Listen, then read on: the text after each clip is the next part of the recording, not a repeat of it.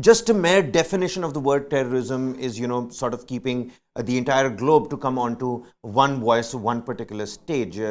How has that become a hindrance, and how do we look towards the future as well when we're looking at reformation and the United Nations? Well, firstly, we have to accept that UN has completely failed on taking any decisive steps in countering terrorism.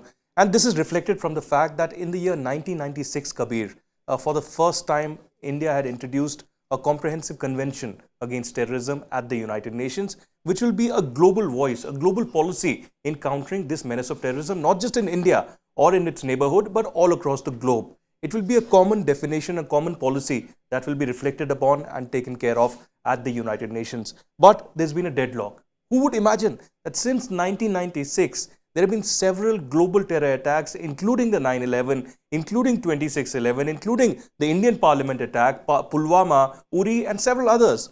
And yet, there hasn't been any kind of a decisive action that the United Nations has taken. The only few steps that have been taken are against the financial Action Task Force and the FATF and the financing of terror. And apart from that, the bombing that take place, there's a convention on that. But otherwise, a global convention in fighting terrorism is completely lacking, is completely missing. Now, India, as you know, has been one of the biggest victims of terrorism for last more than 3 decades. We've had several terror attacks, mostly from our neighborhood, hatched and planned in India's neighborhood in Pakistan.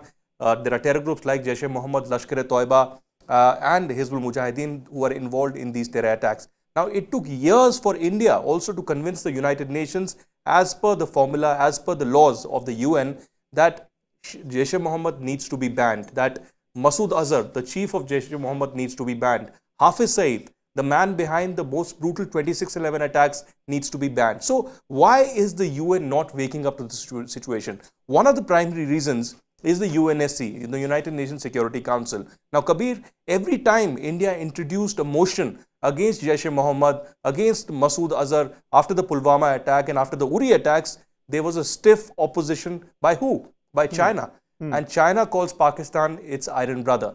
So every time Pakistan indulges in state-sponsored terrorism in Indian territory of Jammu and Kashmir or otherwise elsewhere, China protects Pakistan at the United Nations. Now, this is the biggest problem. The biggest solution to this is an immediate reform that is required at the United Nations, because the UNSC was formed in 1945. The UN was formed in 1945 according to the circumstances of the World War at that particular time. The victors actually became the UNSC, members. Why not involve India, Japan, Germany, and several other, countries as well is the biggest question now. So, probing that further, what kind of changes do you think should be implemented in the UNSC? I know it's not your job, you're not from the policy sector per se, but are there any public, popular opinions doing the rounds in the diplomatic circles? See, firstly, I'll tell you that we've spoken to 5 incredible people on this subject. One of those persons is Abdullah Shahid, who is the current foreign minister of Maldives, and he has been the most recent former president of the United Nations General Assembly. And one of the most stark things that he says is that during my tenure at the UNSC, at the United Nations General Assembly, I beg your pardon, the UNSC and the UN completely failed. Now, this is the president of the UNGA himself admitting on camera that during his tenure as the president, he saw UNSC falling apart completely. Why was that? It was because there was a Russia-Ukraine crisis that was underway and no consensus could be developed. You know for sure that there was a G20 level foreign affairs ministers meeting that happened in New Delhi. Again, the only sticking point there was Russia-Ukraine crisis. So, there are several important decisions that need to be made.